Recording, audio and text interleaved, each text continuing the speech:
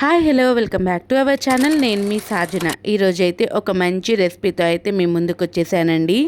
అది ఏంటంటే ఎగ్స్తో చేసుకునే రెసిపీ. అదే ఆమ్లెట్ కూడా కొద్దిగా వెరైటీగా అయితే ఇలా అయితే చేసుకుంటే మనము చారు లేకున్నా లేదంటే కర్రీ లేకపోయినా సరే ఈజీగా తినేయొచ్చు ఈ ఆమ్లెట్తో కూడా. దానికోసం ముందుగా అయితే ఇక్కడ నేను 3 గుడ్లను అయితే ఉడకబెట్టి తీసుకున్నానండి. ఆ తర్వాత వీటిని అయితే ఇలా రౌండ్గా అయితే కట్ చేసుకుంటున్నాను. ఇలా కట్ చేసుకొని అన్నిటిని అయితే ఇలా కట్ చేసుకొని ఇంకా పక్కన పెట్టేసుకోవాలి.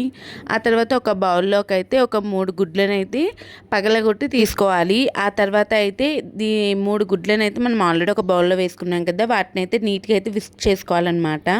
ఇలా విస్క్ చేసుకున్నామనంటే మనకి ఆమ్లెట్ అనేది మంచి ప్లఫీగా అయితే వస్తుందండి. అందుకని ఇలా విక్స్ చేసేసుకొని పక్కన పెట్టుకోవాలి.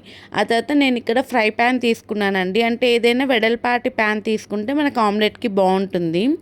అందులోనే ఒక 2 టేబుల్ స్పూన్ దాకా ఆయిల్ వేసుకొని ఒక 1/2 టేబుల్ స్పూన్ దాకా షాజీరా, అలానే మీ కారానికి తగ్గట్టు అయితే పచ్చిమిర్చిని అయితే ఇలా రౌండ్గా కట్ చేసి వేసుకోవాలి. ఆ తర్వాత సన్న తరి పెట్టుకున్న 2 ఉల్లిపాయలను అయితే వేసుకొని మంచిగా ఫ్రై చేసుకోవాలి.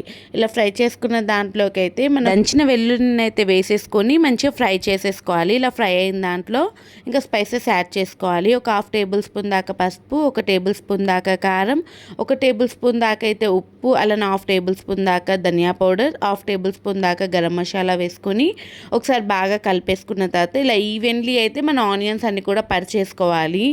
ఆ తర్వాత అందులో అయితే మనం కట్ చేసి పెట్టుకున్న బాయిల్డ్ ఎగ్ని అయితే ఇందులో అయితే పెట్టేసుకోవాలి.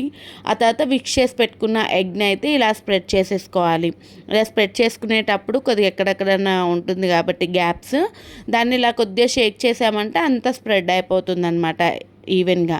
ఆ తర్వాత మూత పెట్టేసుకొని లో ఫ్లేమ్లో మాత్రమే కుక్ చేసుకోవాలండి, లేదు అంటే కింద మాడిపోతుంది.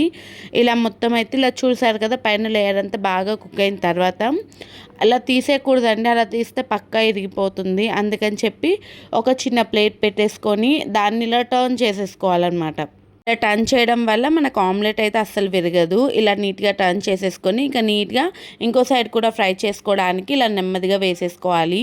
ఆ తర్వాత దాన్ని కూడా ఒక మూత పెట్టేసుకొని ఒక 5 నుంచి 10 నిమిషాల పాటు అయితే లో ఫ్లేమ్లోనే ఉడికించుకోవాలన్నమాట. అంతే అండి, చాలా క్విక్గా చేసుకునే ఆమ్లెట్ రెసిపీ అయితే రెడీ అయిపోతుంది.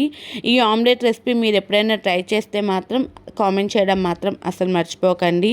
అలానే ఇప్పుడే కొత్తగా చూస్తున్నా సరే ట్రై చేయడం మాత్రం కూడా అస్సలు మర్చిపోవద్దు. చాలా ఎమ్మీగా ఉంటుంది. పక్కన చారు పప్పు ఏమీ లేకపోయినా ఈ ఆమ్లెట్ని కూడా కలిపేసుకొని తినేయొచ్చండి రైస్లోకి. అంతలా బాగుంటుంది. ఒకసారి మీరు ట్రై చేసి ఎలా వచ్చిందనేది నాకు కామెంట్ చేయండి. అలానే ఇంకొన్ని కొత్త రెసిపీస్ కోసం మన ఛానల్ని సబ్స్క్రైబ్ చేసేసుకోండి. ఇంకా మీకు ఏమైనా రెసిపీస్ కావాలంటే మాత్రం కామెంట్ సెక్షన్లో అడగడం మర్చిపోకండి. అలానే ఇంకో వీడియోతో ఇంకో రెసిపీతో నేను మీ ముందుంటాను.